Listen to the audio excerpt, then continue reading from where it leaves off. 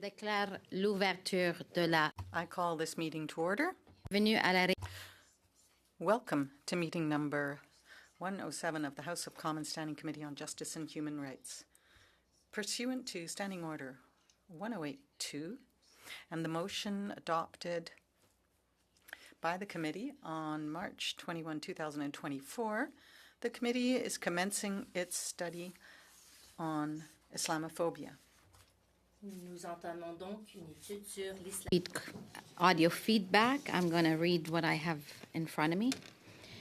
Before we begin, I want to remind members and all meeting participants in the room of the following important preventative measures. To prevent disruptive and potentially harmful audio feedback incidents that can cause injuries, all in-person participants are reminded to keep their earpieces away from all microphones at all times. As indicated in the communiqué from the Speaker to members on April 29, the following measures have been taken to help prevent audio feedback incidents. All earpieces have been replaced by a model that reduces the probability of audio feedback. Please use the approved earpiece. All unused earpieces, if you're not using them, keep them unplugged. Please consult the cards on the table for guidelines. These measures are in place so we can conduct our business without interruption and to protect the health and safety of participants, including the interpreters. Merci beaucoup en avance. Thank you. Today's meeting is taking place in a hybrid format. Tous les tests de son ont été faits. All tests have taken place. A video conference this morning in accordance with the committee's routine motion concerning connection tests for witnesses. I'm informing the committee that all witnesses have completed the required connection tests in advance of the meeting. For the benefit of members and witnesses, wait until I recognize you by name before speaking. And a reminder, all comments are to be addressed through the chair. We can do that at the end if you wish. We can do that at the end. For the benefit of any new witnesses, for the benefit of any new members that are attending this morning, welcome to our meeting. And for the benefit of our witnesses as well, I will use this screen where that will tell you you've got 30 seconds left, and when the time is up, I will gently pull this up, and I might give you a couple of seconds extra to wrap up. Otherwise, I will need to interrupt you, so don't take it personally. That's just how things are done in these committees.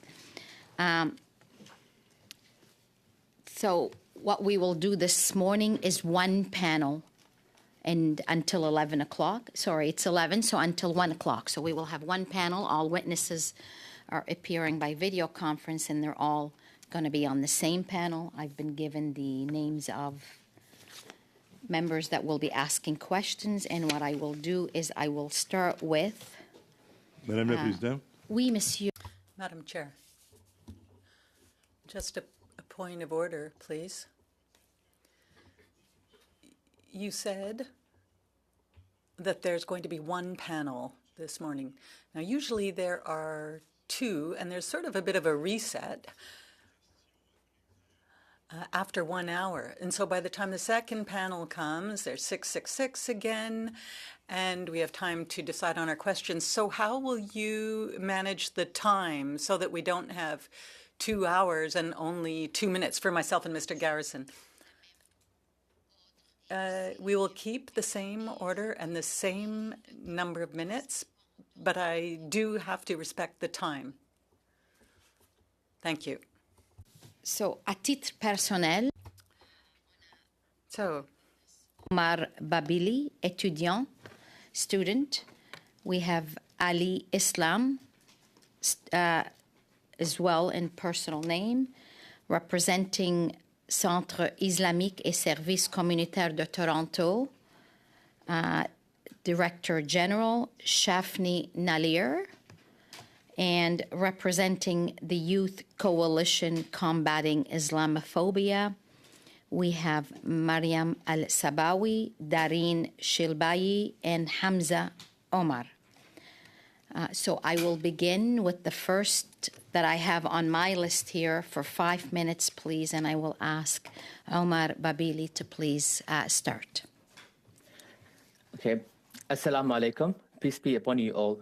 I would like to respectfully acknowledge that I am immigrant settler living, studying, and playing on unceded land of Lekwungen, Songhees, and Squamish, peoples whose historical relationship with this land continue to this day.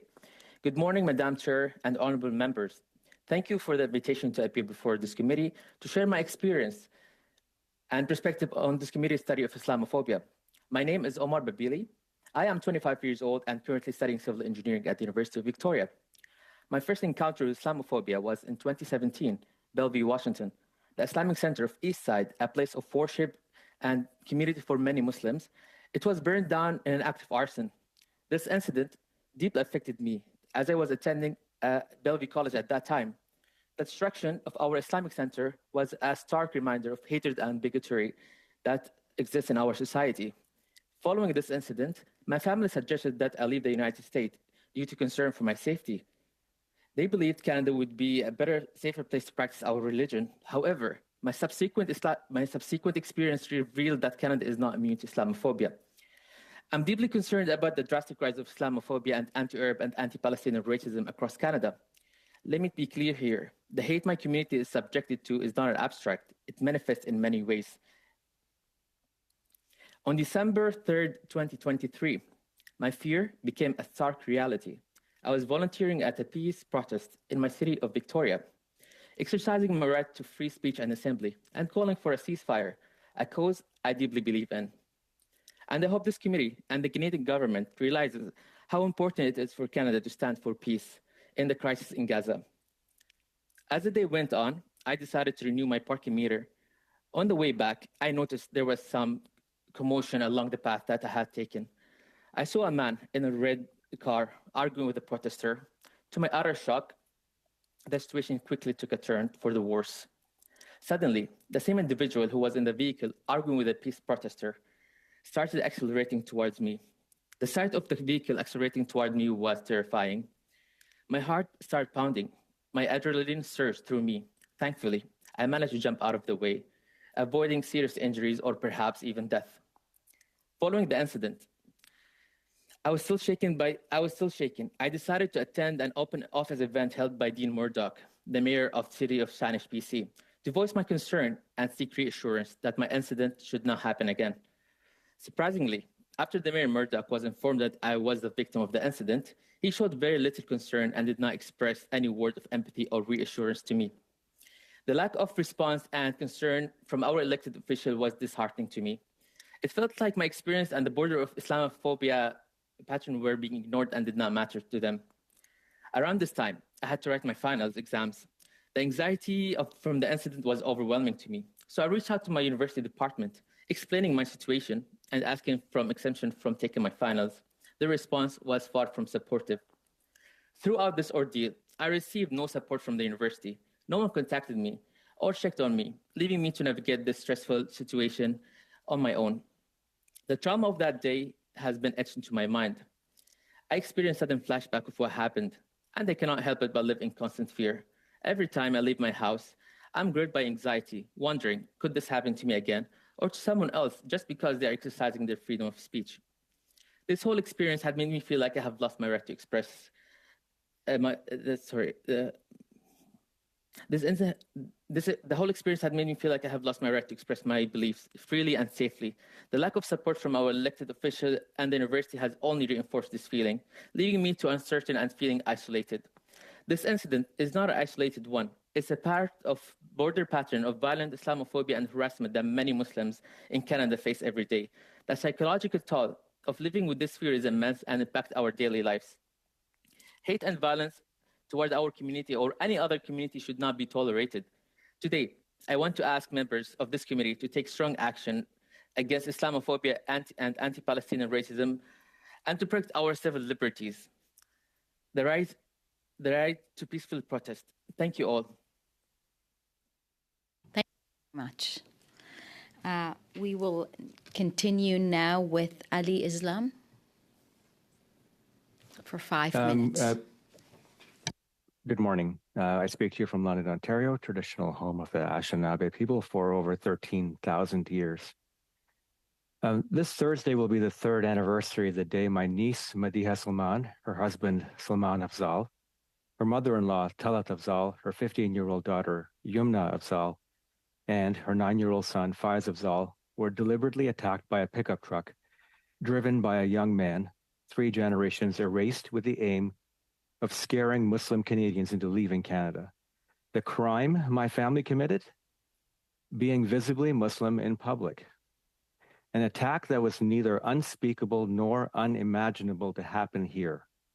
For decades, Muslim Canadians have been deliberately portrayed as a fifth column. I'll repeat that.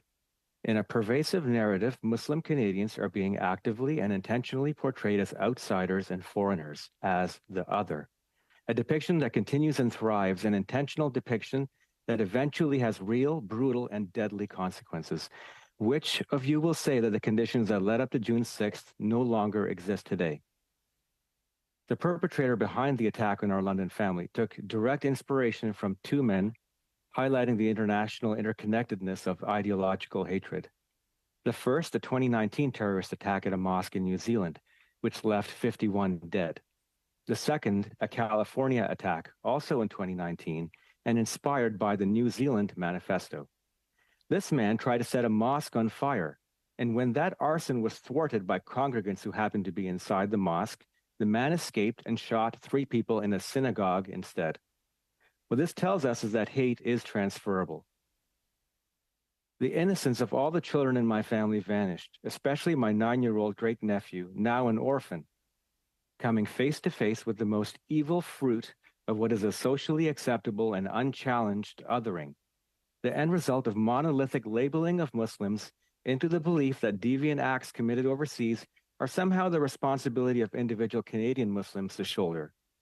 The shameless othering of Muslims in daily life that doesn't even feel the need to hide its face. I told Faiz Afzal that a criminal just a few years older than Yumna ran over everyone, leaving nobody alive.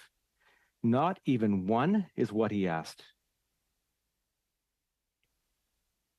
This is the price of Islamophobia that Faiz has to pay for the rest of his life. My youngest son thought, how could someone kill another person without knowing them? And even if someone hated a person, why would they kill them? In his sweet innocence, he thought if the criminal had taken the time to sit down for kebabs and a mango smoothie with our family, the criminal would have changed his mind. My son now wonders if his native Canada is really a safe place. Does his Muslim identity make him less Canadian? As Muslims, we pray 5 times during the day. And in the past, when my son had to pray in public, he would have no issue. But now, when he has to pray, he's conscious of people judging him, or worse, that someone will desire to hurt him. He wonders when he puts on his hockey jersey with the name Islam emblazoned on the back, what names or comments other parents may throw. He says he used to look at his home as a safe place. Canada is still my only home, he says, but now I'm not so sure how welcome or safe I feel. Age 13. My middle son, a teenager 1 year younger than Yumna, told me that hatred of Muslims has taught him that it's dangerous for a Muslim Canadian to feel attached to anything or anyone because nothing is guaranteed, not even tomorrow. Age 16.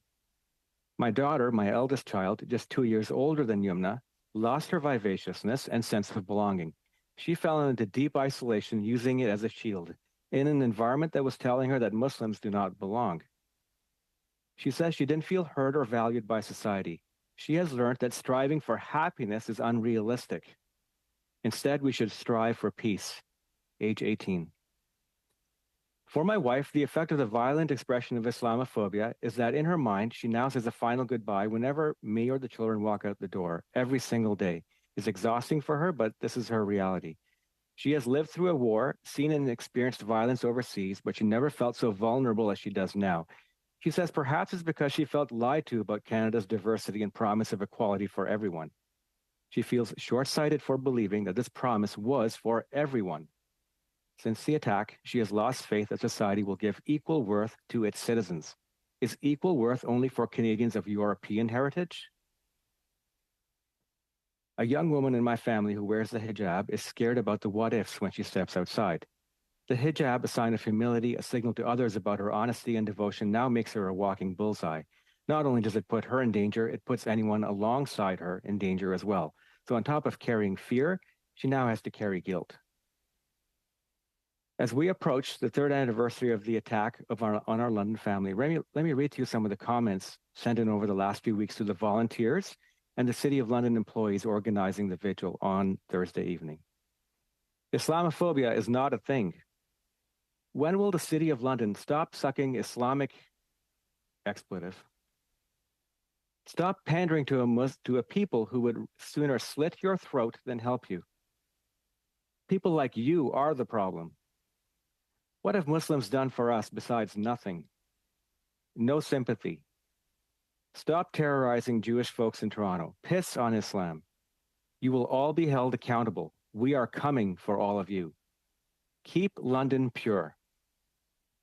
As a family that's a victim of a hate crime, we feel there are unrealistic lack of resources and an insufficient willpower to understand hate, to talk about how it develops, how it's propagated, and how it can be combated. Ask Parliament to do a better job at explaining why Islamophobia matters if it's only affecting 5% of the population. Is it real? Is it being exaggerated? Why should 95% of Canadians care about it? I ask parliamentarians to say what should be obvious. Is Canada ultimately a nation for the descendants of white Europeans, or is it something else? Listen to your conscience. Stop the intentional othering and dehumanization of Muslim Canadians. Look to your right and left when you sit in the House and call out your colleagues. We are Canadian. Pass or amend the online harms bill to protect our youth, but get it passed. And I've seen foot dragging on the provincial level with no passage of the Our London Family Act, the act that includes proposed changes to education and creating safe zones around religious institutions. There's a Senate report on Islamophobia that came out in November 2023. Will this committee be taking that off the shelf? Mr. Islam, I'll step you. No, it's okay. I've given you a bit of time extra due to the fact that we have one panel today of witnesses, and but we'll come back to you at the round of questionings. We will now go to Director General Shafni Nalarir, Centre of Islamic and Community Services of Toronto.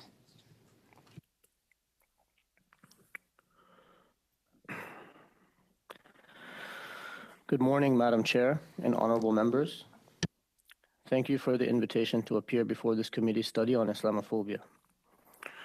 My name is Shafi Nalir. I grew up in Toronto, where I currently live with my wife and 4 children. I immigrated with my parents fleeing the civil war and religious persecution in Sri Lanka. I grew up going to the Bond Street Nursery School that was operated by the Metropolitan United Church. I grew up like most Canadians of my age group, 50-cent freezies, saving up pennies to buy candy from the corner store, and watching The Elephant Show with Sharon, Lois, and Bram. However, unlike most Canadians, I can brag that I saw them live, twice. Growing up as a visible minority, you learn to have thick skin. Don't disrupt the peace. Stay quiet and absorb the offhanded insults, sarcastic comments, and the occasional physical bullying. Up until recently, I stopped seeing myself as a grateful guest in Canada and realized that I am in fact the host and hope to be a gracious one. Canada is as much my country as any other Canadians. Now I want to share our community's experience with Islamophobia and hate-motivated violence targeting our places of worship. I'm the General Manager at the Toronto Islamic Centre and Community Services, the first and only mosque on Yonge Street and the only mosque in the University Rosedale riding. On October 10th, 2020, our mosque received a threatening email by an individual claiming to be associated with the Jewish Defense League, the JDL, a listed terrorist organization by the FBI. Some of the content of the threatening email included, and I quote, "We will kill every Muzzi. We have the guns to do Christchurch all over again." We reported this threat to local law enforcement, and they advised us to close the mosque for a few days as they assess the threat. For 4 long weeks, our mosque was closed to the public and to our congregants. There was fear and panic amongst our congregants. I want to remind this committee that our community lives with the trauma of the Quebec City mosque terrorist attack that took the lives of 6 worshippers in January of 2017. During this time, my family was concerned for my safety and would often discourage me from going to our mosque to do any administrative work for fear that I would not return home. Since that incident, we've had several hate-motivated graffiti at our mosque and the occasional banging on our doors and windows while we were inside praying. However, on November 18th, 2023, threats to our mosque turned into action. At around 6:30 in the morning, just after the morning prayer, I, along with around 50 congregants, including small children, heard several loud bangs on the window and doors of our mosque. A few congregants and I rushed outside to see what occurred, only to be met with an individual on a bike hurling racist threats at us saying, and I quote, "You effing Arabs, you effing Muslims, we're going to finish you all." Then this individual spat several times in our direction and rode off. I went inside to call the police to report what happened. Shortly after, this individual returned and threw a large rock at a group of congregants who were socializing in front of the mosque. Thankfully, he narrowly missed our elderly caretaker of the mosque by a few inches. He then yelled, "You're all dead," and sped off once again. I and a few congregants chased him down and managed to corner him. Thankfully, at the same time, a traffic officer happened to be in the area that helped control the situation. Police would shortly arrive on the scene. After the officers learned what happened, they proceeded to arrest him. I felt a huge sigh of relief. Later that evening, the Toronto police released a statement, and we learned that this individual also committed several other offenses a few days prior and had also attacked 2 other individuals because of their faith. He was charged with a total of 14 charges. Since that day, I cannot fully focus on my prayer in the mosque because I'm always thinking about who will walk in and how I will respond to protect my community members. Every time I hear the door open, my whole body tenses up because I fear for the worst. My children grew up at this mosque. In fact, my youngest son took his first steps in this mosque. My wife and I, along with many other parents, consider our mosque as a safe space for children to roam freely without parents feeling the need to worry. This individual robbed our community's sense of safety at our mosque, which is the foundation of our community. I admit, we were afraid. We were afraid but not deterred. We still pray in congregation, but have increased our annual security budget from $4,800 a year to $36,000 per year. Our budget includes 24-hour monitoring and recordings and active shooter drills and training for our congregants. Nowadays, we always have worshipers standing guard while others pray. Today, I want to ask this committee to take action against Islamophobia and violence that our communities are facing and to ensure our government provides protection for our places of worship. Thank you. Thank you very much. Next, we have the Youth Coalition Combating Islamophobia. And I understand that Mariam Al-Sabawi will be presenting on behalf of the group. And then we have 2 others that will be available to respond to questions. And I will be lenient with my time because I understand you thought you had a little bit more extra. So that'll be what we'll do our best. So, Ms. Al-Sabawi, the floor is yours. Good afternoon. My name is Mariam Sabawi, and I am a grade 12 student. Yumna was my close friend. Yumna and I have been in the same class since the 2nd grade. In high school, we joined the International Baccalaureate program together and shared almost every class. We ran for student council as a duo. We planned to start a business together whose profits we agreed would be donated to charity. We planned to go to university together. We often spoke of our futures, our hopes, and our dreams, like most young kids do. Yumna was more than a friend to me. She was a confidant, a support system, a study partner, a secret keeper, a giver of hope. And most importantly, she was a constant reminder that good friends do exist. I miss Yumna. Not a day passes that I don't think of her. I miss her laughter, her smile, her kindness, and her sense of humor. If only we could press rewind. This is what I do each night. Rewind the memories, rewind the sound of her laughter, rewind the endless text messages, rewind the conversations that so deeply connected me to her. I even rewind June 6, 2021. That's when I wish I could have pressed pause, but I can't. The thought of my friend being targeted, hunted in the streets, mowed down, and killed just because of her Muslim faith was very debilitating, especially as a 14-year-old Muslim girl. Can you imagine how difficult it has been to process what happened? Can you imagine the difficulty of simply existing, feeling safe, or trying to move on? 3 years have passed, and parts of me have gone with it.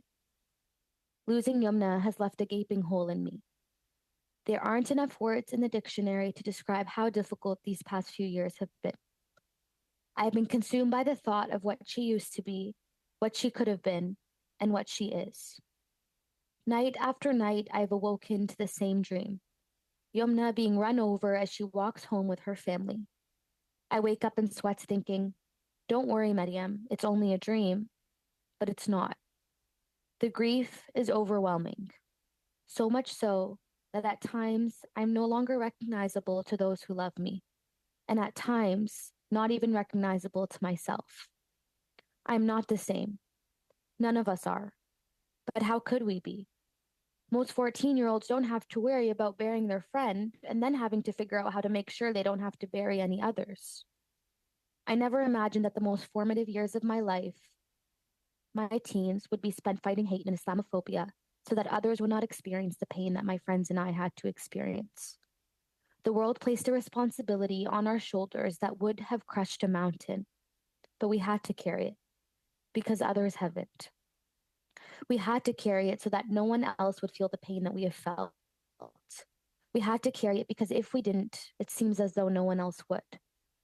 Sleepless nights, fear of trucks, and an inability to go for walks has caused me to reflect on what was actually taken from us on June 6, 2021.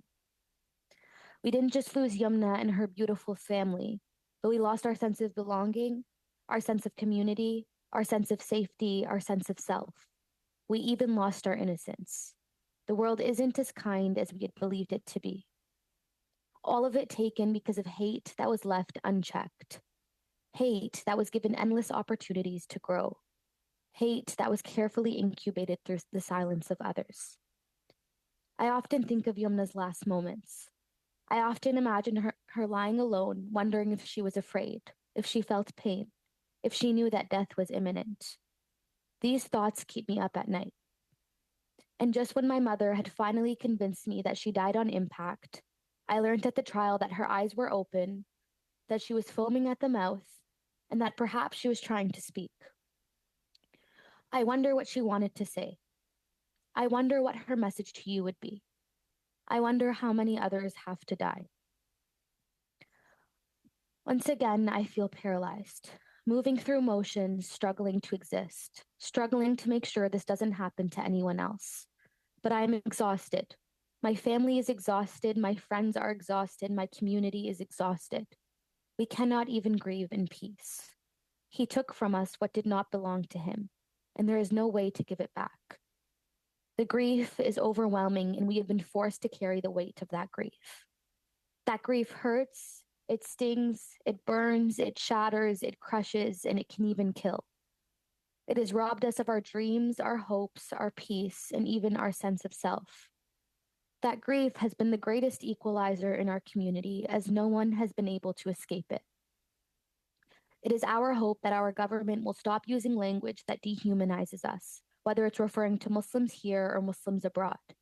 It is the continuous dehumanization of Muslims that enables others to justify our killing and enables the violent Islamophobia we continue to experience in our schools, in our streets, and in our communities. It is our hope that our government, on all levels, will recognize the importance of education in addressing hate towards Muslims, and will use education as a tool to combat this hate. It is our hope that our government will put politics aside and put people first. Thank you. I'm also going to have to leave because I have a class, but my friends Hamza and Doreen from YCCI will be answering questions on behalf of YCCI. Thank you. Yes, thank you. I was advised ahead of time. And before you go, let me just, before we start the questioning, just thank all of you before you leave for coming today and your bravery that you have shown to appear on this committee and give your heartfelt remarks. And we deeply appreciate that. And our condolences to you and all the family for all the loss that you have suffered. We will now begin with our questioning. and we will go for 6-minute rounds. And we will start for Member of Parliament, Mr. Moore. Okay, thank you, Madam Chair, and thank you to all the witnesses, including Miriam, who's just left for her class, but for powerful testimony and for turning the pain and personal loss that you've experienced into trying to solve some of the problems of today and hopefully improve the situation here in Canada. I wanted to ask Dr. Islam a question. Number one, sir, thank you for your powerful testimony. You've suffered personal loss, and we appreciate your perspective on this. My question is about, I noted in an article I read that cited you that you don't use the name of the perpetrator that took the lives of your family members. And likewise, with the Quebec City mosque shootings where 6 individuals were killed, I won't use the perpetrator's name, but I want to I wanted to ask you a question about that. The law had been changed previously so that in cases, and they're fortunately rare cases, but in cases when it happens in Canada of mass murder, multiple murder, that individuals who perpetrate these heinous crimes, that there not be a sentencing discount, so to speak, for the fact that someone took more than one life, and that they would get consecutive life sentences. So previous to the change in law, if someone, we heard recently of a story of Paul Bernardo. If someone took multiple lives, they could only get one period of parole ineligibility, which is 25 years. So in the subsequent to the change that was brought in, an individual like the individual that shot 3 RCMP officers in Moncton could receive consecutive periods of parole ineligibility. That person received, instead of a 25-year sentence, a 75-year sentence. And we heard from victims' families, the widow of one of the victims of one of these crimes, who said, while this doesn't bring back my loved one, I do take solace in that my daughter will not have to attend parole hearings every 2 years to try to keep this individual behind bars. So as you are probably well aware, the Supreme Court of Canada a few years ago struck down this law around consecutive periods of parole ineligibility, and there was some strong commentary afterwards. I know the president of the Islamic Cultural Center, where the shooting took place, expressed disappointment with the court's decision. A quote from him: "In our view, this decision fails to take into due consideration the atrocity, the scourge of the multiple murders which were multiplying in North America, as well as the hateful Islamophobic and racist aspect of this crime. Our deep concern is about the orphans that will see the murderer in the roads of Quebec City 25 years after this tragedy," he said. So I'll ask you, sir, do you feel that we as a parliament, or that the government should take some strides to respond to this court decision? Well, Mr. Moore, the way I understand it, the sentencing and the court system falls under the purview of the Attorney General and the Minister of Justice, where the parole system, as it is, falls under the purview of the Minister of Public Safety. And there are probably some good reasons of making this separation. But personally, I don't think that this is working properly for Canadians, particularly the Canadians who are victims of hate crime or have been the victims of, let's say, a mass murder or serial killer. The mandate for the public safety minister and the parole system seems to be rehabilitation, and it seems to be weighted very heavily towards rehabilitation without giving proper weightage to deterrence. So maybe there was a formula at some time that worked, but the formula isn't working now.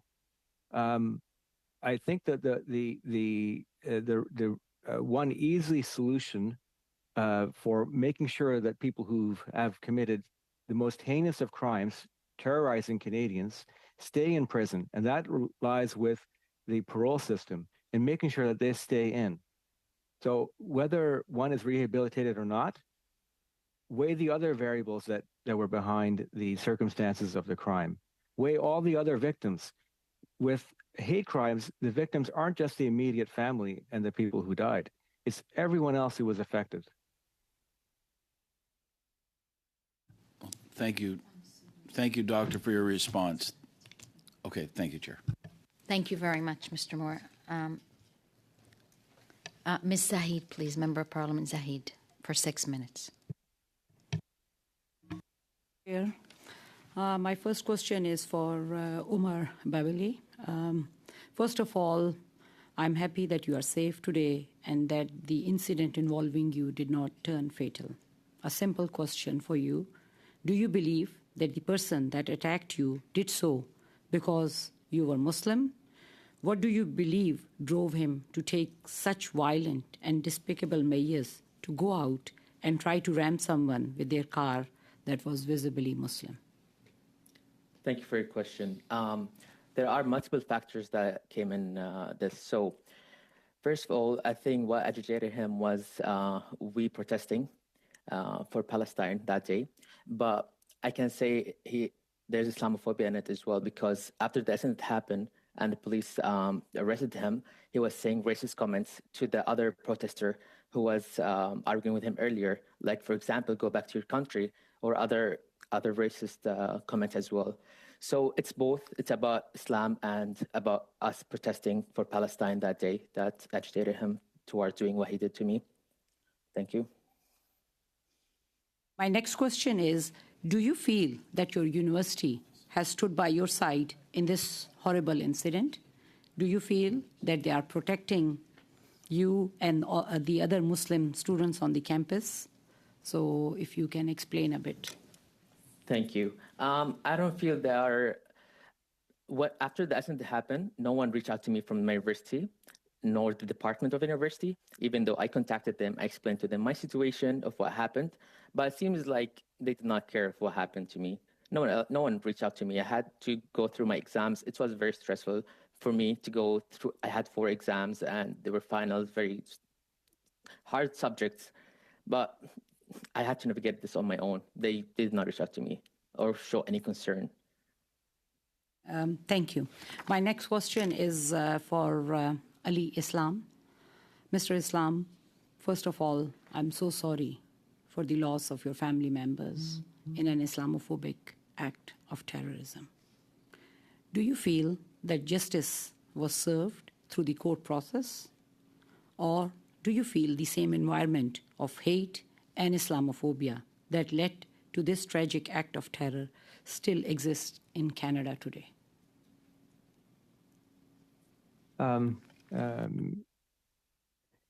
I think the justice system did what it could under the limits it's operating under. And there are constraints, and I'll explain some of them. Even what I know about the committee is interested in learning about Islamophobia. Islamophobia is not one disease entity. There are many different types, and it has many different manifestations. The most benign form, if we can look at it from a disease model, is born from ignorance about Muslims. And there's a sly and sinister form born from, let's say, geopolitics, where anti-Muslim hatred is used as a justification to keep Muslim voices out of the top spheres of power and influence. And that's intentional. There's a form of Islamophobia that comes from the far left, and there's a form of Islamophobia born from white nationalism. And that type goes hand in hand with anti-Semitism, misogyny, anti-Black racism, anti-LGBT. So there are many different paths to the same end result. And what we don't understand, I think, is how when Islamophobia goes up in one of these categories, how it affects the other. This is where I think where governments, parliament, and academics can add value. And if you don't look at all the different building blocks of hate, I don't think you're going to get to some of the root causes behind the hatred that does exist.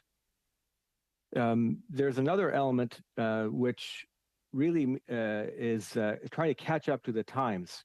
The way that hatred was spread in the past is very different than it is now, and the technology companies have a large role to play because they're not simple conduits of information. There's a way of getting radicalized and falling into echo chambers and filter bubbles that happens online, and that's another big piece that we have to catch up on. And simple fact checking isn't enough to keep people falling into circles of hate. Source checking needs to be a big variable in how we look at how hate is spread. Because I don't think we're doing a good job right now. Thank you. Quick question. You mentioned in your testimony also about hate being transferred. And the second aspect which you touched on is about your son mentioning to learn about your neighbors. You mentioned to CBC also that people should take the time to get to know their neighbors and people who are different than them. So how can we encourage that at the community level, and what can we as public leaders do in that? If I go back to some of the building blocks of Islamophobia, that's the most benign form of Islamophobia, just general unexposure or ignorance to Muslims. Maybe you've never actually come across a Muslim in your life. There are large parts of Canada where that's certainly possible. Yes, telling more Muslim stories, having more Muslim voices, that would be one method of doing it. But when you go back to the role of government and parliament, I think Parliament has to figure out how to tell Canadians, the 95% of Canadians who are not Muslim, why it's important to combat anti-Islamophobia and other forms of hatred, right? If it doesn't affect the majority, how is protection of the minority better for the whole country? Thank you, Dr. Islam.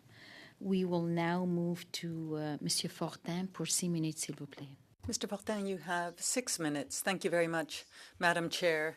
And I'd like to thank you all for coming this morning. Your testimony is very important. As far as I'm concerned, I have learned a lot. I learned so much during our hearings on anti-Semitism, and I'm listening closely to you this morning, and I'm learning so much. And I don't think that learning has come to an end.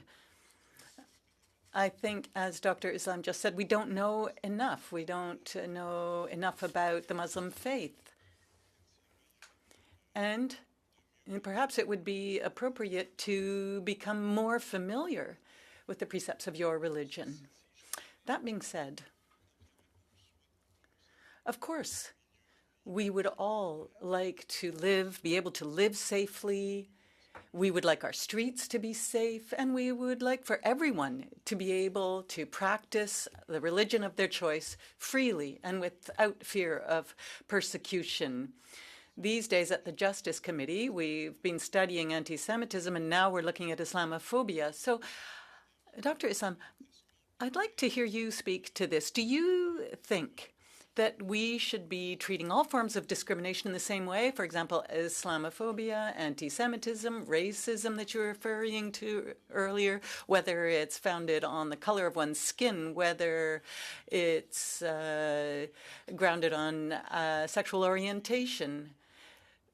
There are these forms of discrimination that are harmful to a safe climate in Canada and Quebec. So in your opinion, do you feel these various forms of discrimination should be treated in the same way, or are there different characteristics that present different challenges that we should be focusing on, and for example, in Islamophobia?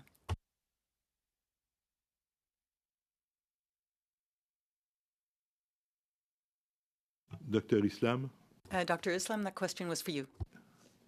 est-ce qu'il entend, Madame la Madam Chair, can you hear me? Dr. Islam, I don't know if you heard the question that Mr. Fortin is asking, and he's asking for you by the way, I've stopped the time. J'ai arrêté le temps. Alors, I did stop your time. I'm just going to explain. I think perhaps he's on mute. phone is on, so, but were you able to hear Mr. Fortin's question in French? And that he was I was able to addressing hear it it to in you? French. You did. I was able to hear it in French, Yes. but my French is grade 11, and it's been a while. Oh, no, but did you put the interpretation on the machine? Oh, you no, were trying to understand the French. Okay, I get it. Yes, So no, on I your did okay, not. we're gonna suspend for a minute. We're gonna give you a call. Whoever on the screen is not able to put it on French so that you can. How do you put it? Mr. Clerk, can you explain? The clerk will explain. Yes, thank you, Madam Chair. If you go below on the lower part of your screen, you got an interpretation button, so you can push it and select the language of your choice there. Do you all see it?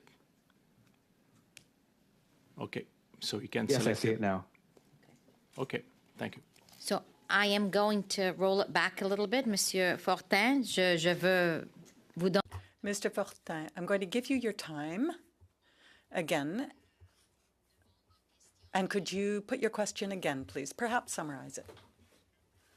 Well, I'd like to know first if all the witnesses can hear the interpretation when I'm speaking in French. Can you all hear the English? Oui. Vous êtes certaine? You're certain, Madam Chair? Because you'll understand why I want to make sure that I'm being understood. Mr. Fortin has this happen to him quite a bit. And so it would be nice in the remarks that you make at the beginning of the meeting to include directions on how to make sure you have the interpretation button on so that Mr. Fortin doesn't have to continually experience this. Thank you. Alors, je vais... So I'm going to start over, and my time is being set back to 0, right, Madam Chair? Yes? Okay. Yes, please go ahead and repeat your question. So thank you, Madam Chair. So as I was saying, I was thanking all the witnesses for being with us here today because anti-Semitism has been before the committee. It's been a major concern and in Canada and in Quebec. And I am so pleased that I'm learning so much more now about Islamophobia, about the lives of Muslims in Canada through your testimony.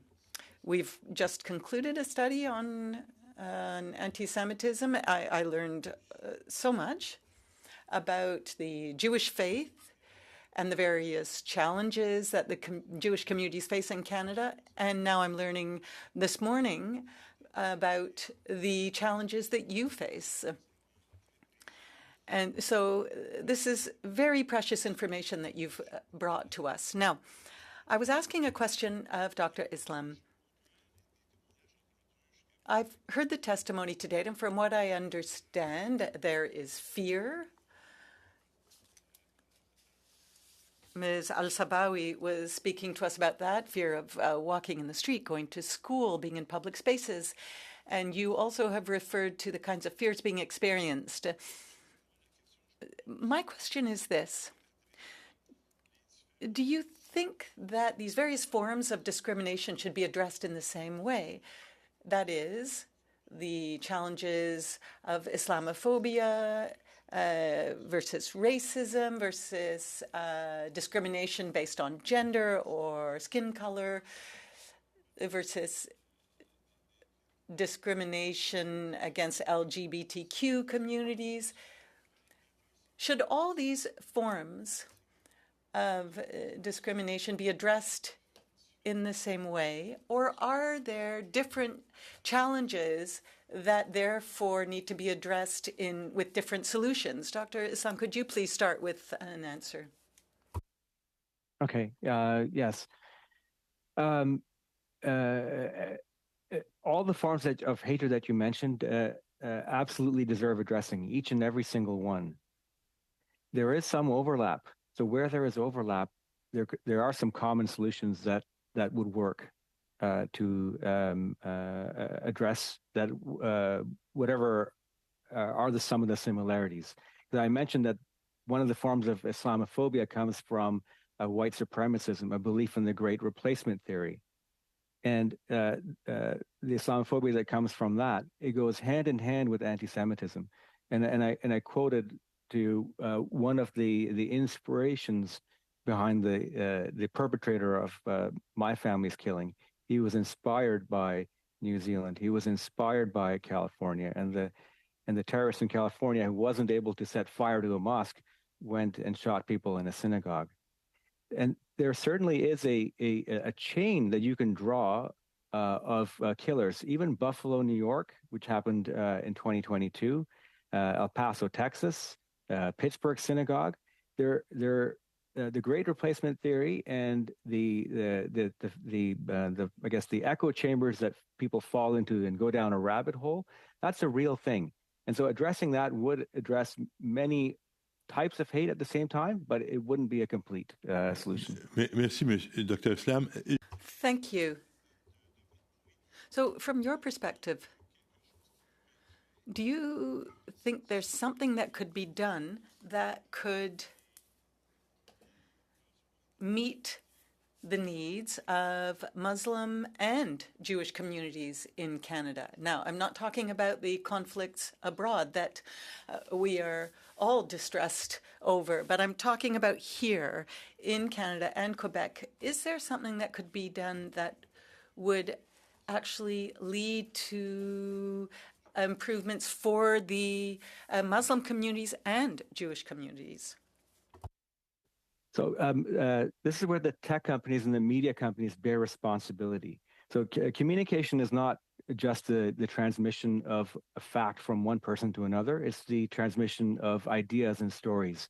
And any idea, if it's a link to an emotion, if that message evokes fear or anger or a sense of injustice, it will trump any communication that tries to be factual. And the creators of hate speech, they'll use memes and sarcasm and humor and rhetoric to appeal to adolescents and to young people. And the more time people spend online... Dr. Islam, je veux pas être... Thank you. I don't want to be impolite, but I only have 1 minute left. So I'd also like to hear from Mr. Babili on this. Do you think there's something that could be done that would address the needs of the Jewish communities and Muslim communities, both?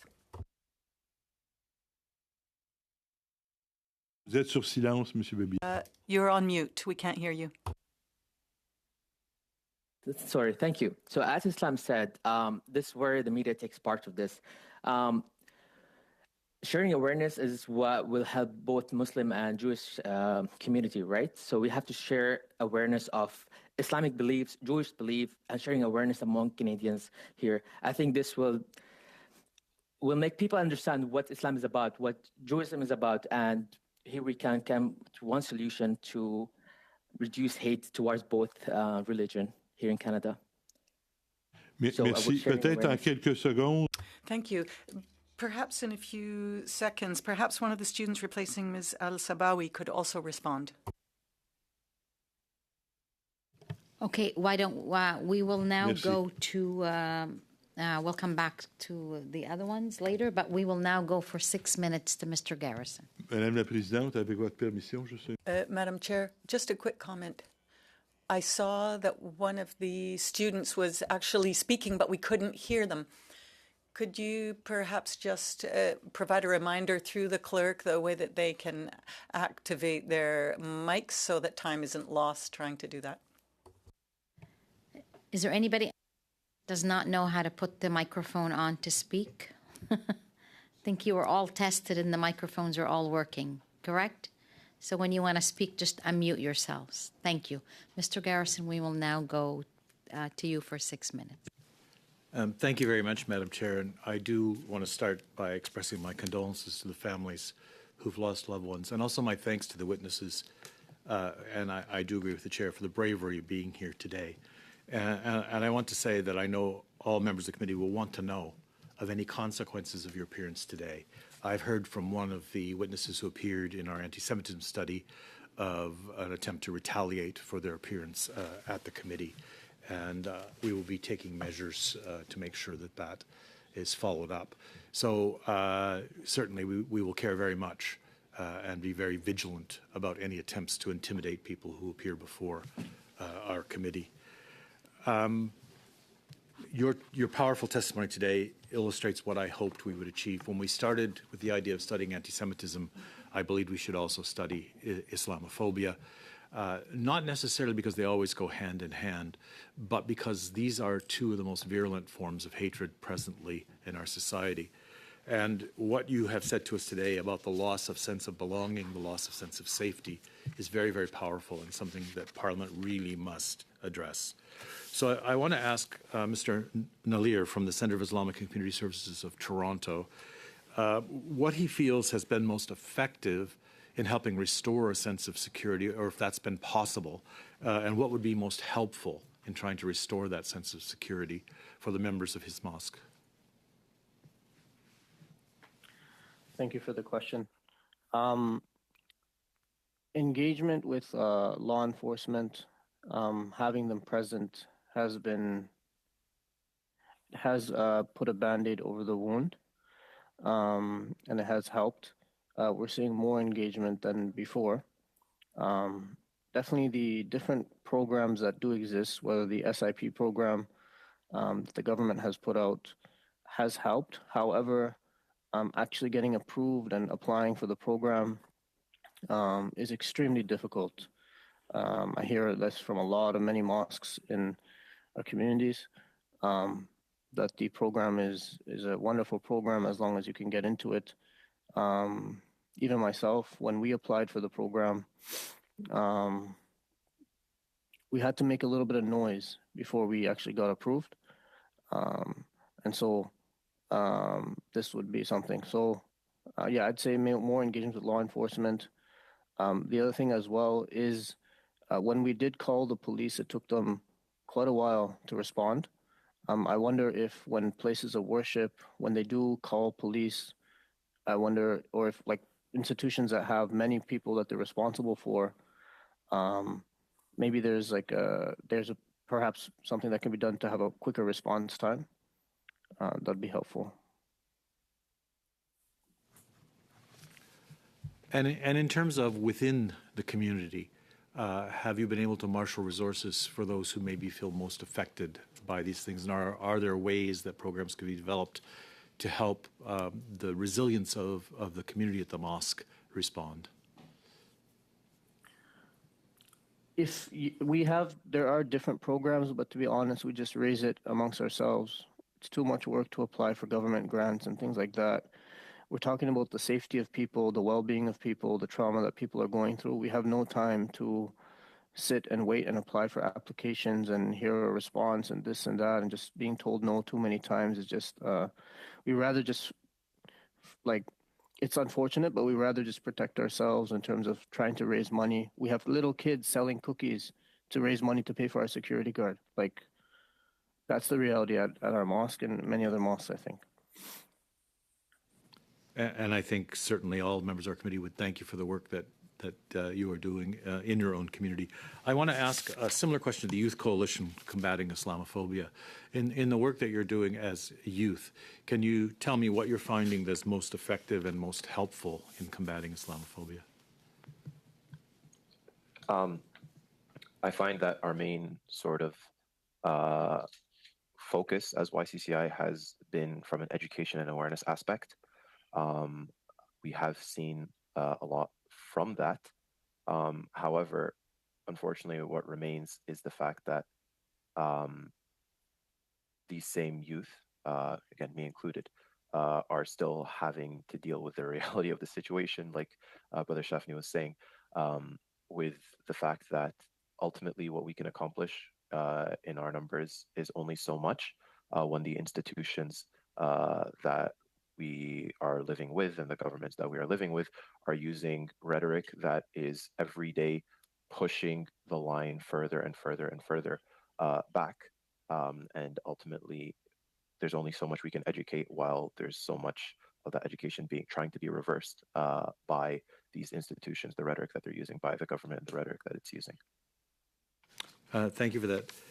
Dr. Islam, I have heard from a number of people suggesting that what we need are community forums to talk about the importance of combating Islamophobia and other forms of hatred. Do you see that community forums, perhaps financed by the federal government, might be an effective tool? No.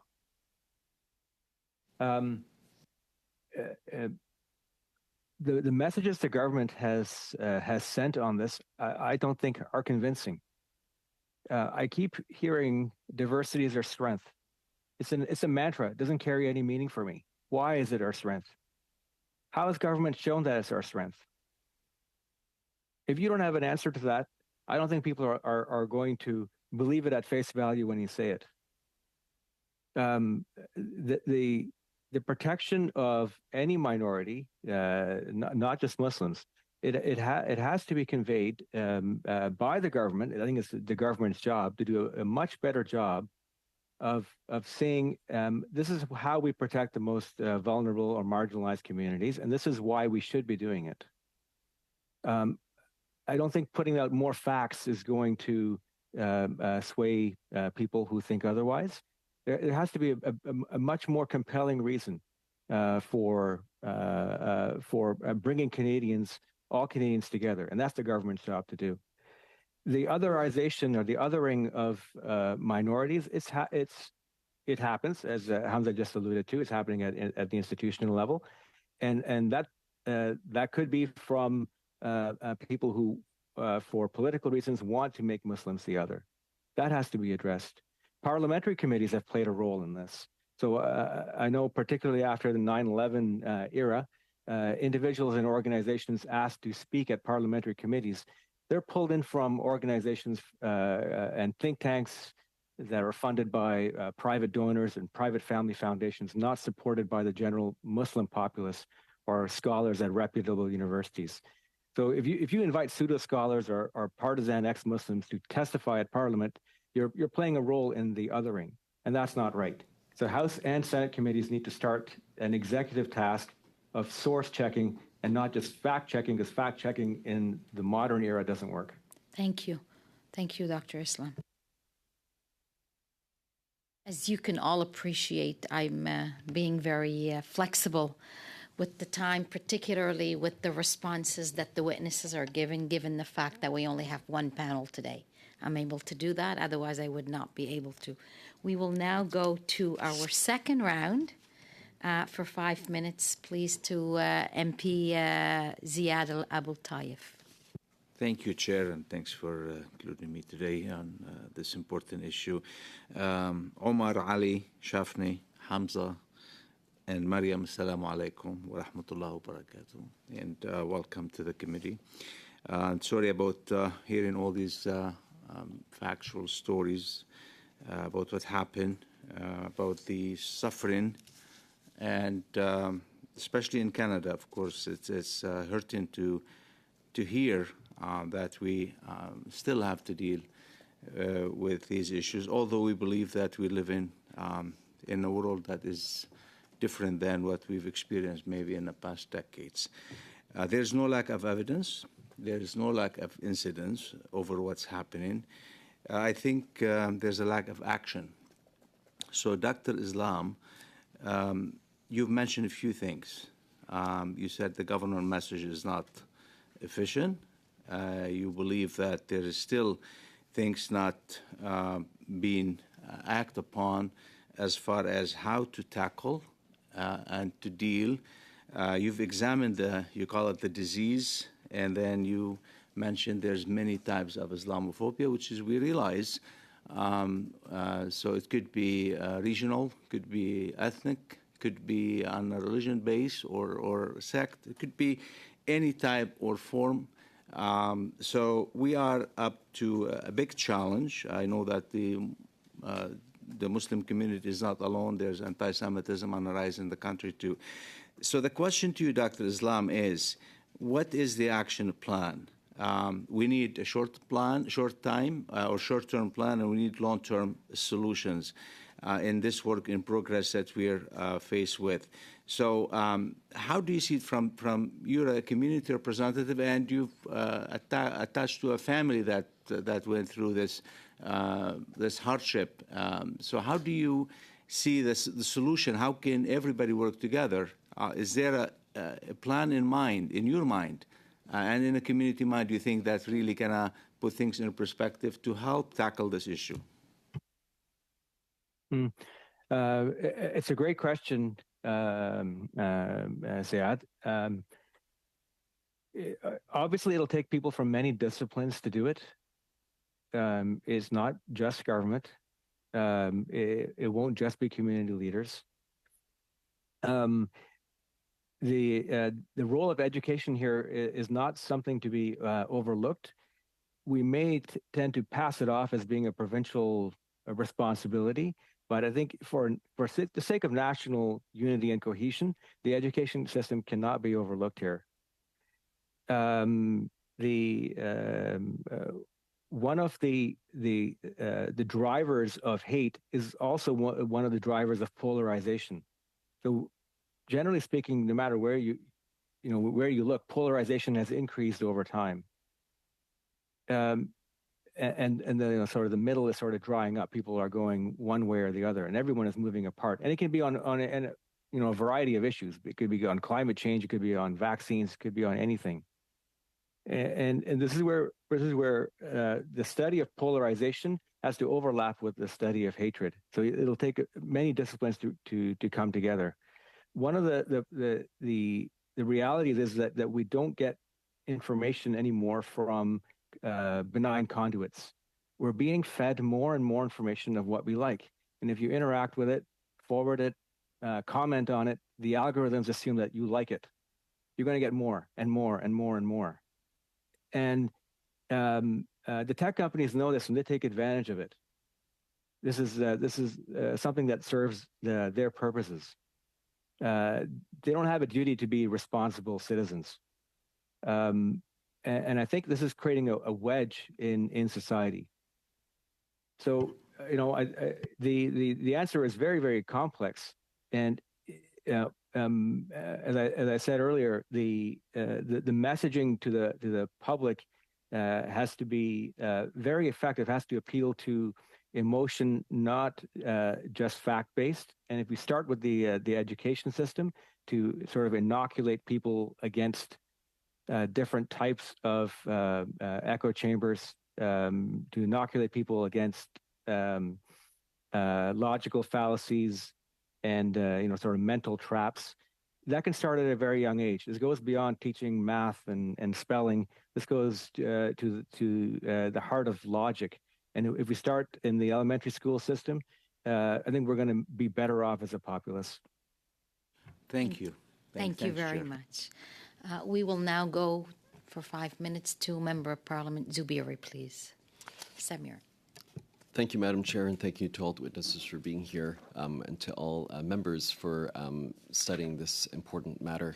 This is a very apt conversation. We're having many important conversations around anti-Semitism. Now is Pride Month, and our government does address all forms of discrimination, be it anti-Black,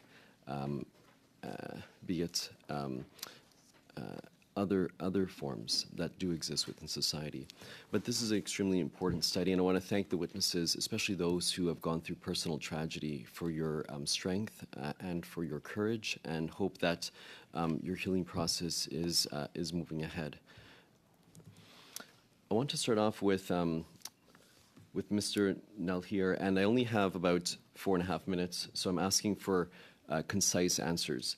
But Mr. Nalhir, you mentioned about how the security of institutions, of places of worship, but also community institutions.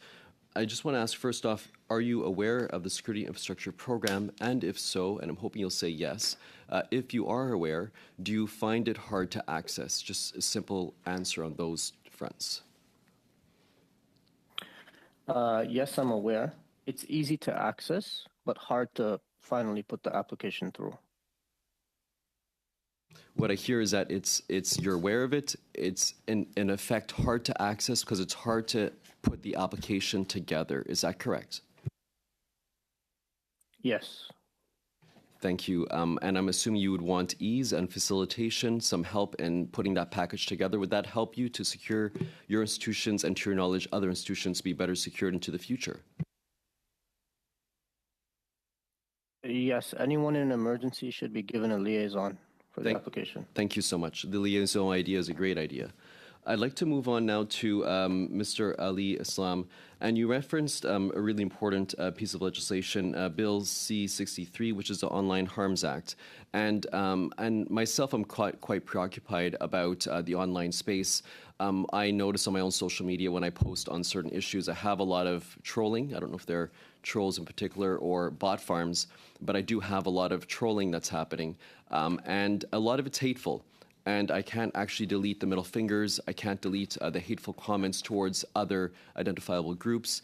I'm wondering if you think that, from your knowledge, to Bill C-63, the Online Harms Act, if that will help address this issue of misinformation, bots, and hate that's being spewed online.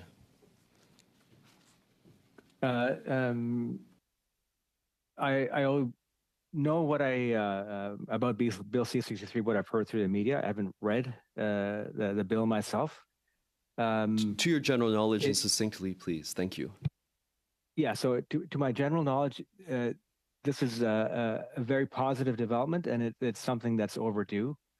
The online space is really a wild west, and I fully expect to, and maybe every member of this panel will get comments through social media about our appearance here today. I typically would expect to get comments about, go back where you came from, or, you should be lucky that you're here. Yeah. So I expect to appreciate get all those types of comments. I appreciate that. So would you say you have a fair amount of knowledge when it comes to this Online Harms Act? A fair amount of knowledge, in the sense of you read, as a layperson, you've been following it in the media? Correct. Okay. Yeah, correct. And to your knowledge, as a layperson following it in the media, though, would you say that this Online Harms Act would help address the concerns being brought forth to this committee and other forms of discrimination? Yes. In short, I know. Excellent. Thank you for that. The bullying. Yeah. Okay. I was going to mention that the bullying and protection of young people is addressed in the Act. There's a concern about balancing the rights of free speech with the type of comments which that are people important make online. balancing acts, certainly, and that's Yes. really important. I personally promote the protection of civil liberties and free expression. This is both principles are important. Addressing discrimination squarely and balancing is important. In the next 30 seconds, which remain, I want to open it up to whoever can answer in about 20 seconds.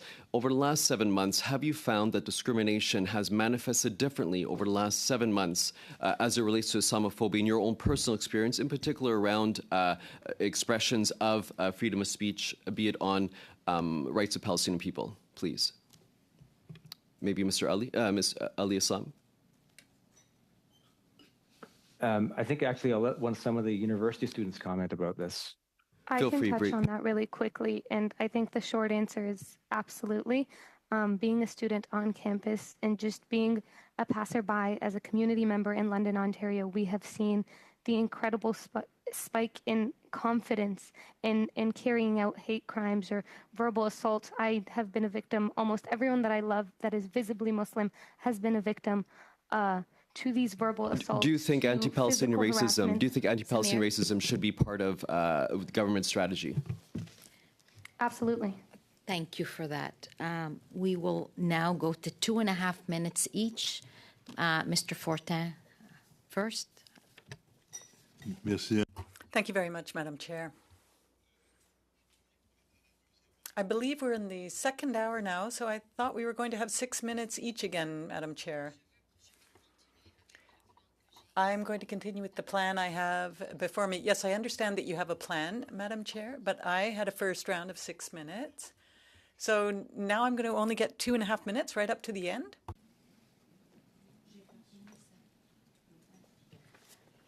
Malheureusement, unfortunately, we are still in the first round. We haven't finished the first round yet. Yes, but Madam Chair, at the start of the meeting, I asked the question. I had discussions with Mr. Housefather, who suggested the one panel as you did. And the problem with that is that with any of the Bloc or NDP members, we lose then 4 minutes on every round. So what we were going to do was reset in terms of speaking turns. 5 minutes each then to Mr. Fortin and Mr. Garrison. Mieux, mais la prochaine fois.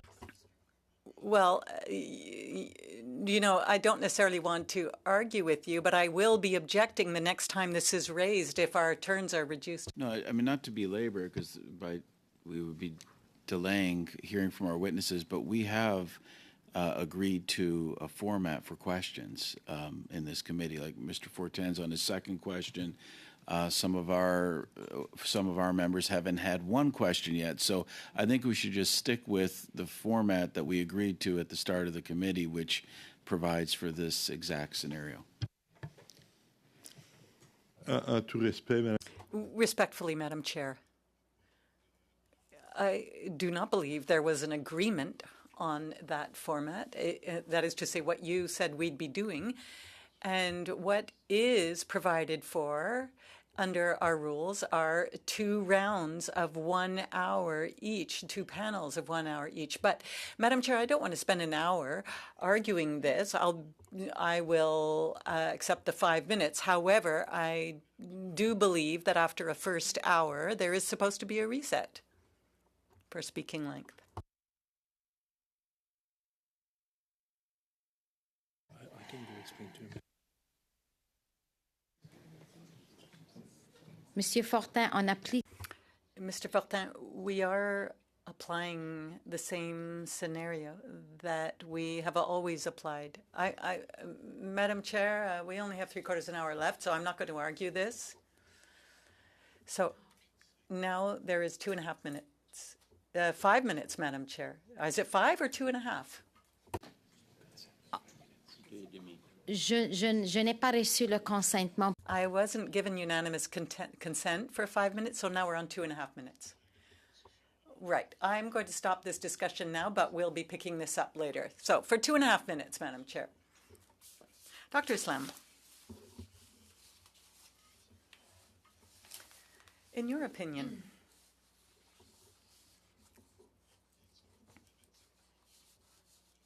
I'd like you to comment on the various issues that we're facing. Could they not be addressed if we were to make sure that governments are neutral, that they manage their affairs without necessarily taking positions or rather showing preference to one religion or another within Canada? Could you try answering me in 30 seconds, because I don't have much time.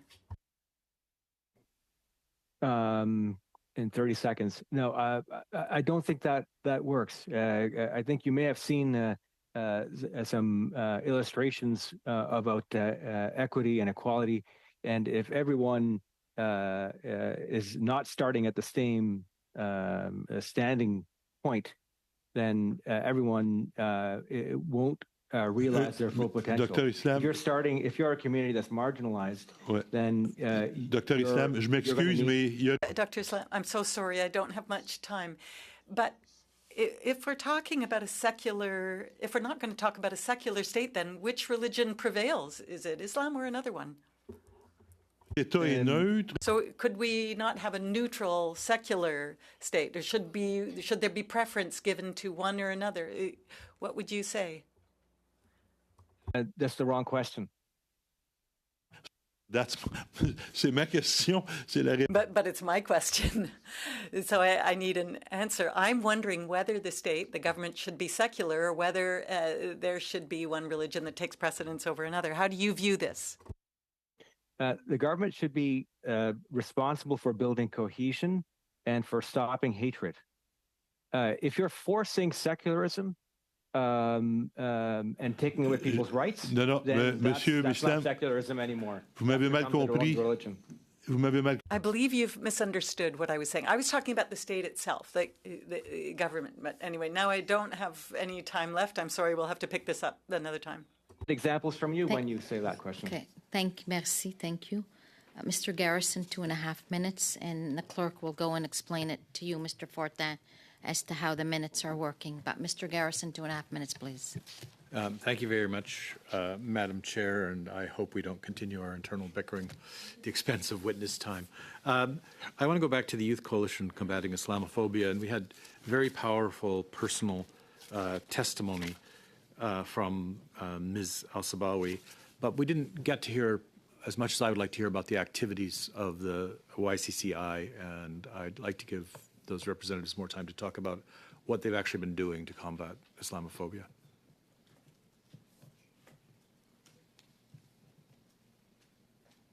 I can touch on that.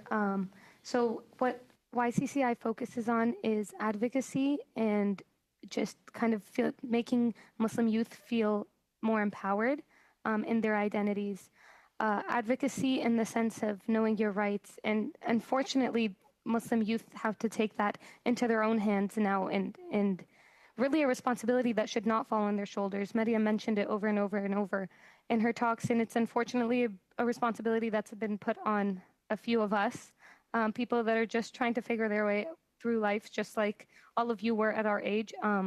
But it's about empowering Muslim youth to know their rights and to be proud of their identities and to not have to be afraid of who they are and what they believe in. And can you talk specifically about how you carry out that activity of making people unafraid and more proud? So there's a couple aspects to what we do. One of them being kind of just creating environments where Muslim youth are surrounded by each other and kind of feel supported.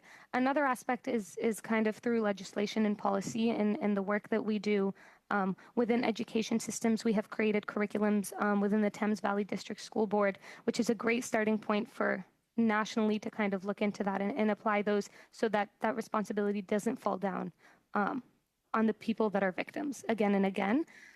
So it's about education. Even in police training, police training, we have inputted parts of the curriculum that are now mandated in training. So it's about standardizing education on anti-Islamophobia.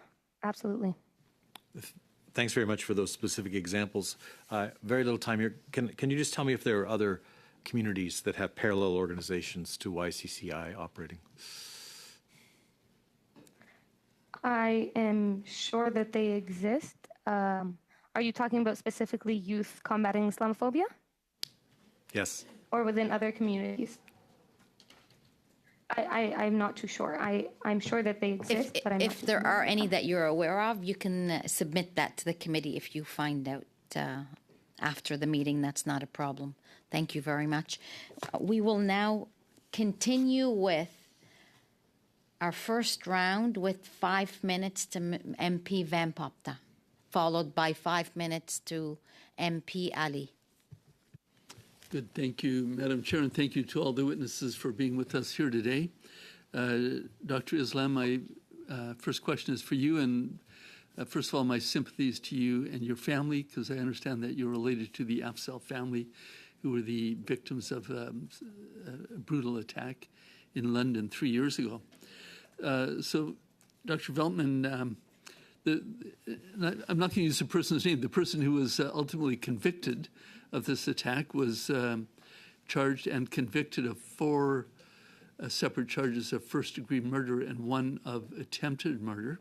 But in addition, the Superior Court of Ontario also found that that he had committed acts of terrorism. That didn't make any difference to the sentencing.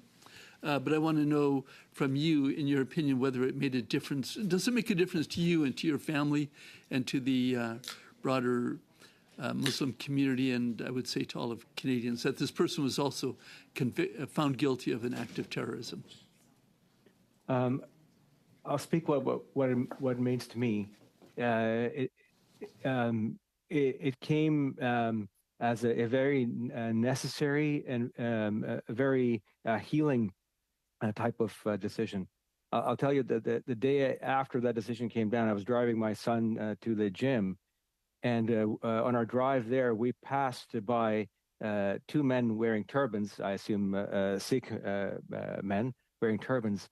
And I thought to myself, boy, from what happened yesterday, you guys are safer today. That was a big, important message of safety and security to any visible minority in Canada. And I think that decision was correct. And it was something that, makes me feel safer, that this is a possible deterrent to someone who might think in the future of using a vehicle as a weapon. Good. Thank you. Thank you for that, sir. I'm going to turn to the youth representatives, and Doreen particularly. Now, your friend Miriam gave testimony, but she's not here at the moment. But I have a quote from her that I found in a publication, I think it was from the CBC. She is quoted as saying this. I'll just read it, and then I'm going to ask your comments on it. We didn't just lose Yumna and her beautiful family. We lost her sense of belonging. We lost her sense of community. We lost her sense of safety and her sense of self. We even lost our innocence. If Marion was here, I would put that question to her, just expand on that. So I'm going to put it to you instead, Doreen. What do you say about that? Well, I think that statement will mean something special to each person that hears it. And I don't want to completely speak over how it may touch her, but to me, it just means I don't feel as Canadian as everybody else. I don't feel safe when I walk the streets. I remember I was thinking about how a few years ago when we tragically lost the Afzal family, no one wanted to go on walks anymore. Everyone was scared to leave the house. And in the past year, with the increase of Islamophobic incidents and anti-Palestinian racism, we have seen that increase significantly. It's really heartbreaking to know that we are not supported, we are not protected. We have to use the buddy system. For the past few months, we've had to use the buddy system just walking around from one building to the next on campus. It means that we consistently have to go out of our way to look out for ourselves because we're not being looked out for by our representatives, by the people that are supposed to be speaking for us and protecting us. Good, thank you. So, Doreen, I'm just going to continue with you. You were quoted in this CTV a couple of years ago in response to federal party leaders making promises to condemn Islamophobia and to make promises to fight it. And you had said, quote, I don't think they've addressed it in any sense. Please act on what you say. 30 seconds. So perhaps you could just comment on that very quickly. What, in your opinion, has the federal government done? Have they kept this promise? So I'm going to try and as briefly as I can kind of elaborate on that. And it's the idea that in the language and the narrative that Hamza has touched on, and I think Dr. Ali has also touched on quite a bit, it's very shaky in condemning and standing against what we are seeing today. When you are passive about the Muslim lives lost, thousands of them across seas, you are passive about Muslim lives lost nationally. And so that's what teaches the populations. What we are seeing is firm language being used by the government and firm policies such as Bill C-21. And that kind of really shows where the government stands because shaky words of empathy don't hold, but policy does and firm action does. Just for the benefit of our members asking questions and our witnesses, I am going to hold the time from here on in because we will need to conclude within 30 minutes, and I do need a minute at the end. So when I interrupt you, because probably I will, please do not take offense, and it's not personal, but I have no choice. We will now go to Mr. Shafkat Ali for 5 minutes, please. Thank you, Chair, and thank you to the witnesses for being here and for the powerful presentation, especially the Miriam. Dr. Islam, I'm a father of three. I was there in London after that tragedy happened. My daughter goes to school. She's in grade 9, and she wears hijab. After that incident, I don't let her walk home or go to school by walking. My wife, she picks her and she drops her off at school. That incident has put a lasting impact on every Muslim in Canada. I never felt that way before, and my kids and family, they never felt prior to that event. And when you were talking about that incident and the feelings of your son and daughter, I could relate to my family. I just wanted to ask that how do you feel that the court decision, I know you talked about it, and how you see that the government's response or our law enforcement and the court's response to that incident? Do you think are we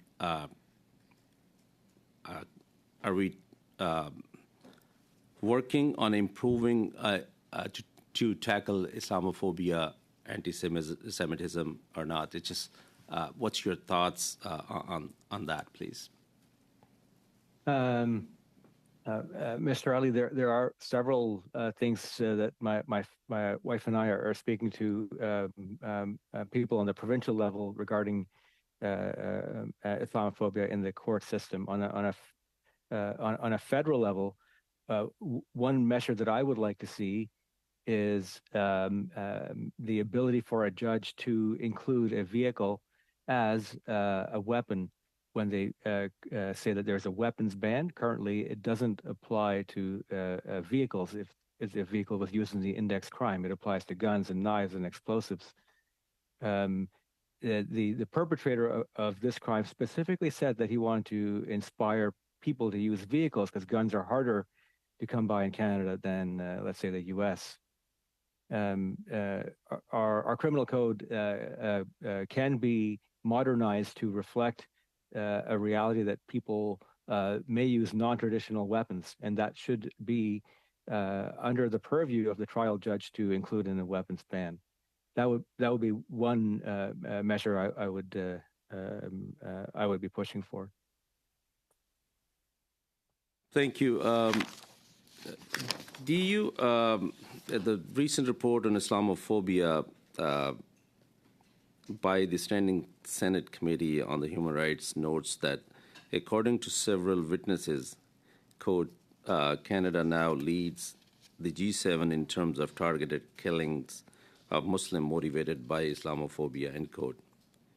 Given the 2017 Quebec City mosque attack, which killed 6 men during evening prayer and wounded several other, and 2021 attack on the Afzal family in London, could you tell us how awareness of these acts of violence has affected the level of fear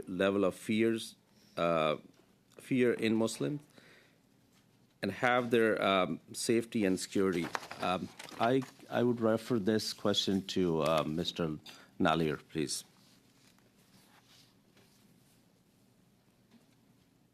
Thirty seconds. I'm so sorry. Is it possible to repeat the question? Oh, I think I have a 30-second. It's gone. Maybe you could send you in writing. The question, if you would repeat the question, Mr. Ali, you have time, and perhaps the response can come in writing unless he might be able to respond to it.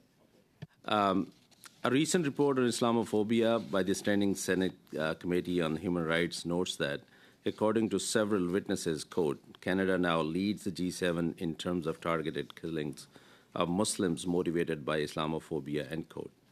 given the 2017 Quebec City mosque attack, which killed 6 men during evening prayer and wounded several others, and 2021 attack on the Afzal family in London.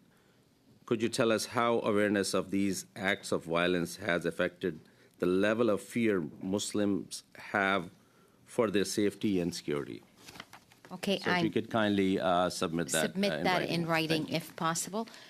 Given the time, what I'm going to do now, and again, I will be, if I need to be mindful of time, we will go to 5 minutes each to each of the 4 parties, beginning with Ms. Gladue, please, followed by MP Ahsasi, Monsieur Fortin, and Mr. Garrison. 5 minutes each, and that will conclude our day for today.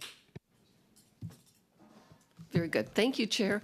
And I want to thank all of our witnesses for being here today. And for those of you who have experienced loss of your loved ones, I want to add my personal condolences as well. I was really struck by what Omar Babili talked about when he talked about the impact it had when his church was attacked and the local politicians really did nothing. And it resonated with me because we've had 100 Christian churches in this country torched, and the Liberal government has said and done nothing.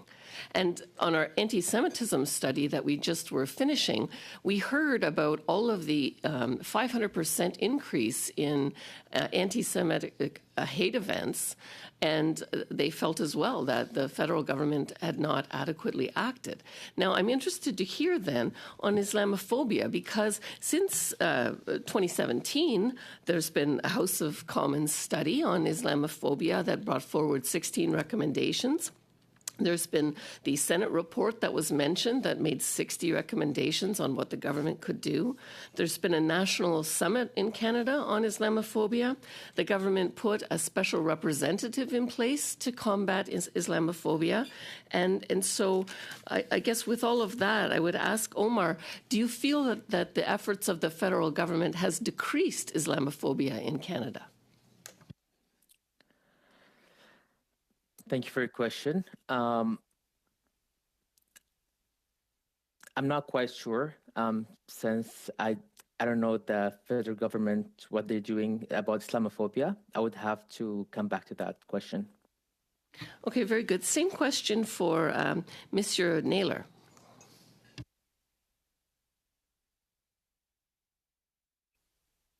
I think there are, like you mentioned, there have been things that have been done. I'm just worried that it can be communicated better in terms of people on the ground. That's what I would say. Thank you. What do you think is contributing to the rise in Islamophobia that we're seeing in Canada? I think, as Dr. Islam mentioned as well,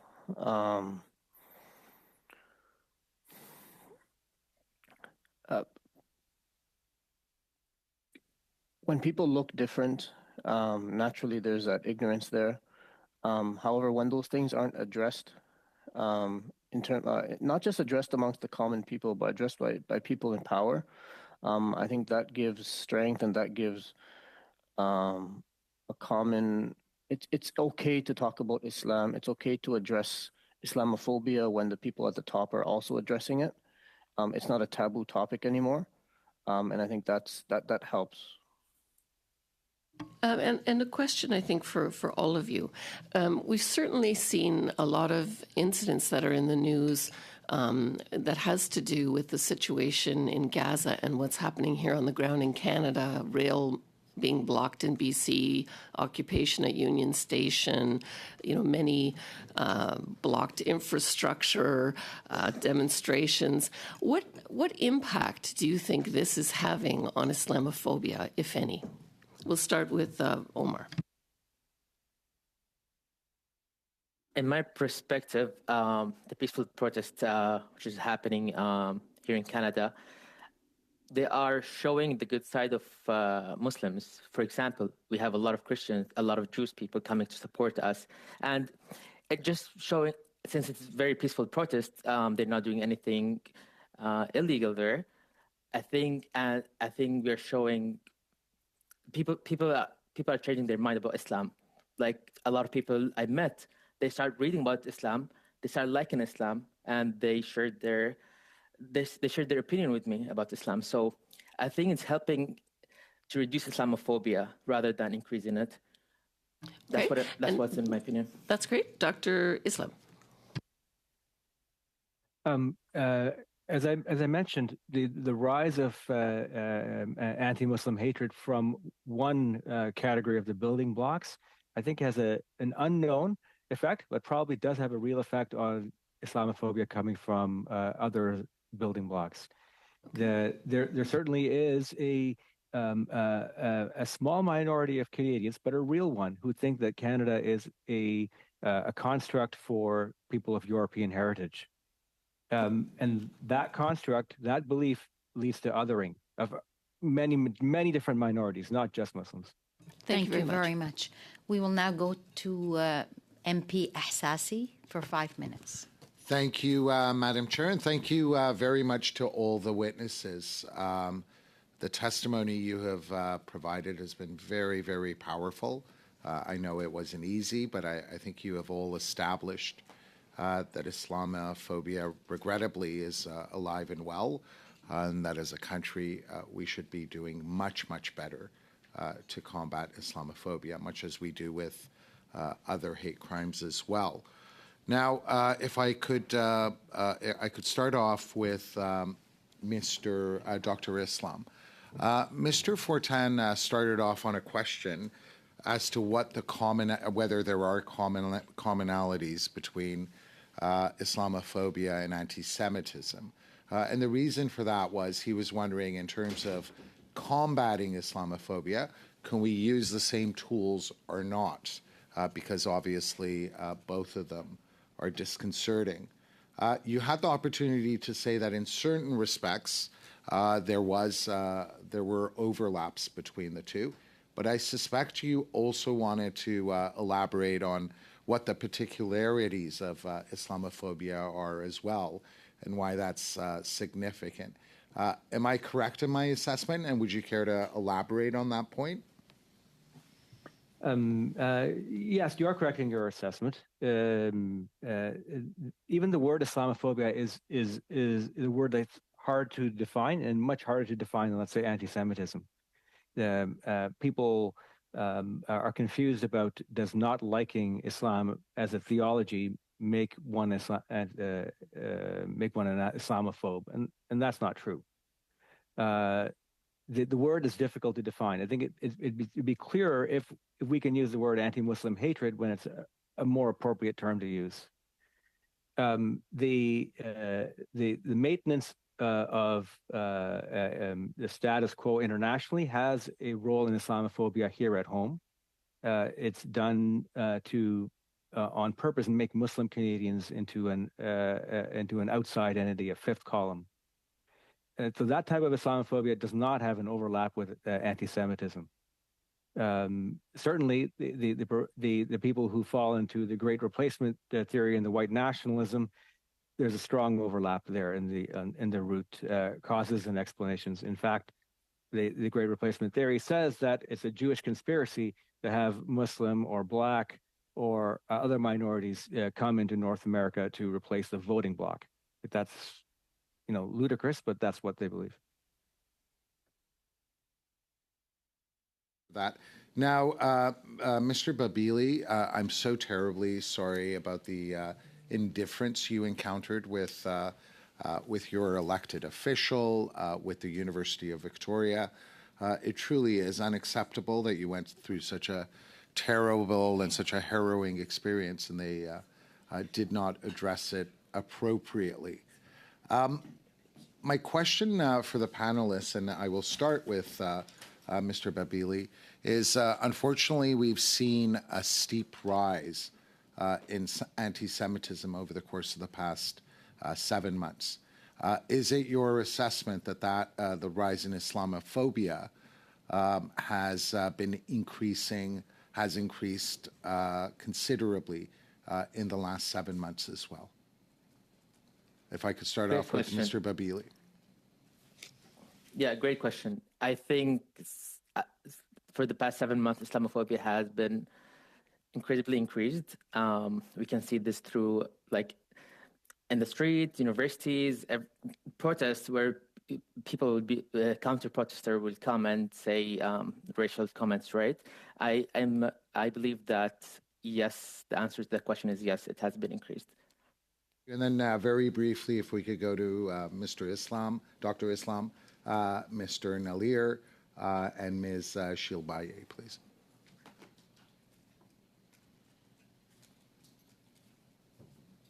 Dr. Islam? Sorry, I'm going to let very briefly. Has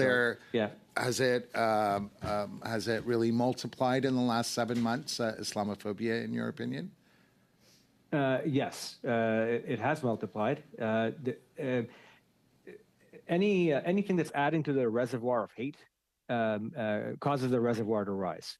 Doesn't matter what source it's coming from. Sure. Sorry, because of the limited time. I will go to Mr. Nalir. I'm sorry, time is up, but I would encourage if there's anything to send in, please do. And I think it could be the very last 5 minutes to Mr. Fortin. Merci. Thank you, Madam Chair. My question is for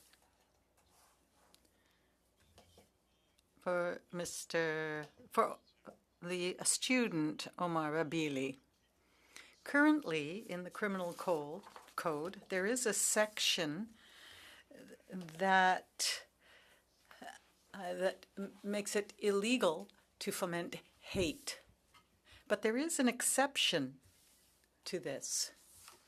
So no one can be found guilty of a crime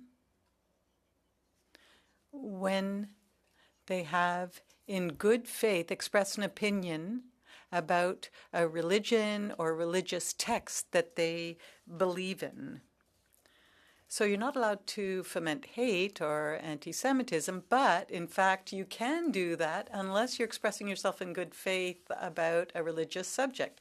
Now, recently a bill was introduced to eliminate those exceptions so that under no circumstances can anyone foment hatred or anti-Semitism, whether it's based on a religious text or not. It should just be forbidden. So I'd like to know if in 30 seconds you could comment on that, because I will be asking the same question of the other panelists. So, Mr. Babili, please.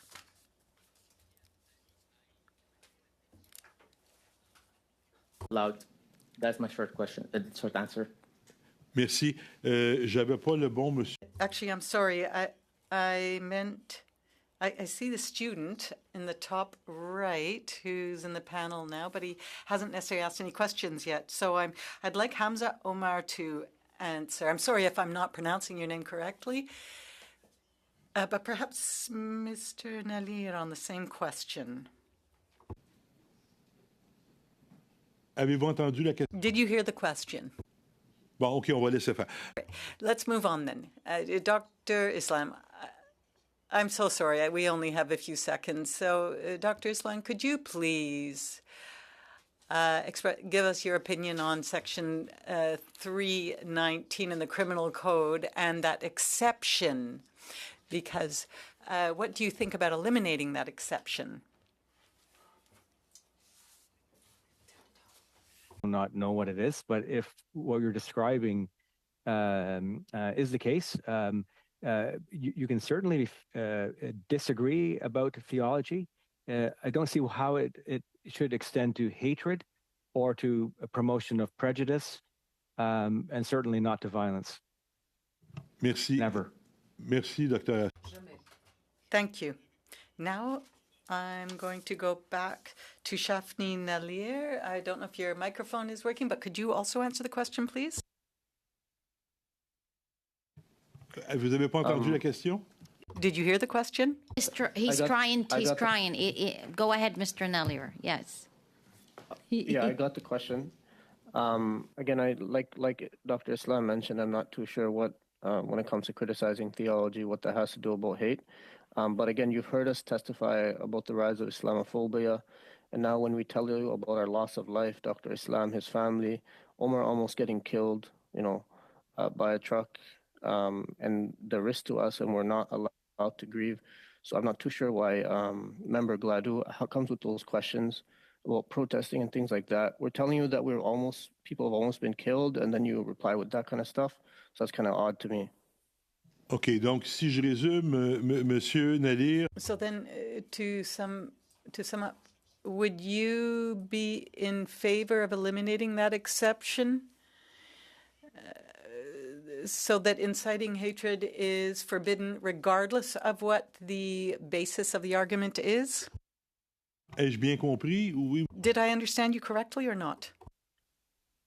Yeah, hatred should not be incited. But I have to look at the bill in order to respond like that. OK. Merci. Thank you. Ms. Shilbayi, Doreen Shilbayi, what do you think? Do you think that when it comes to inciting hatred, there should be an exception when there is a religious text involved, or should that exception be removed? Ms. Shilbayi, did you hear my question? To give a proper answer, but hate should not lead to violence, and that we can be accepting of. J'entends pas, Madame la Présidente. Là, juste. Merci. Thank Madam Chair, I couldn't hear. And for the final maybe minute or a couple of minutes, because Mr. Garrison is okay not to do a full 5 minutes. Over to you, Mr. Garrison. Thank you, Madam Chair. I just want to return to something I mentioned earlier, and that is one of our witnesses has reported to me from a previous session that disadvantageous action has been threatened against them as a result of their appearing before committee. This witness does not wish to be identified publicly at this point. My office is working with them. If this threat continues, then I will bring the appropriate motion regarding contempt of Parliament before this committee, as testimony of witnesses is protected and they may not suffer adverse consequences from an appearance here. So I would just like the committee to know that that has happened, but I also don't wish to put that witness at further risk if we can solve this problem before it goes any further. So I just wanted the committee to be aware that has happened. If it does not cease, and the people who know about this will be hearing me, if it does not cease, then I will bring in a motion to committee regarding contempt of Parliament. Thank you, Mr. Garrison. Mr. Zabiri. Madam Chair, I'd like to also note that this has happened at our committees that I've been part of, like the Subcommittee of International Human Rights. It's been on the record that Mehmet Toti, who is a Uyghur advocate, was threatened in advance of his testimony. And I do think that that we need to take these sorts of threats to life or the life of a loved one very seriously, as did happen to him in the past. And he's been on the record as such. So I think that these points are important. Our witnesses, we call them here to freely testify. Thank you. Thank you. Thank you very much. So witnesses, thank you very much for coming today. Again, all the members appreciate very much you being candid and you appearing with us. If there's anything you feel that you can contribute to us that you were asked and were not able to fully respond to, which brings me to what I need to ask the committee on, is that, so first of all, send your answers, but also for the committee here today, the date, what I'm proposing is the following: the date of Friday, June 21, be the equivalent time to the deadline of briefs for anti-Semitism. So for this study, for anti-Islamophobia, so want to put on record that June 21 will be the deadline for anybody to be able to submit any briefs for this study. And again, I think the reminder is they were to be 3 pages in length. And I think that brings us to the end of our committee. Witnesses, thank you very much. Members, thank you very much. We will, yes. Does anybody have their hand up based on what I said? Yes, Mr. Garrison? I think we just need to be careful about the holiday in giving a deadline. What So holiday? We're talking about the National Day for Reconciliation, which is an official national holiday, and just want to make sure there's no conflict with the dates that we're setting. I'm sorry, I wasn't listening carefully enough. I think people can submit until June 21. If there's anything wrong with that date, we'll move it to 20 or 22, but I'll come back on Thursday after I hear from the analysts and the clerk. It's not for the committee, it's for the submission to the House of Commons.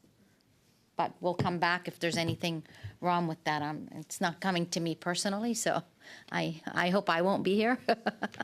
All right, thank you very much, and we will continue with our study Thursday morning. Merci beaucoup et bonne journée à tous.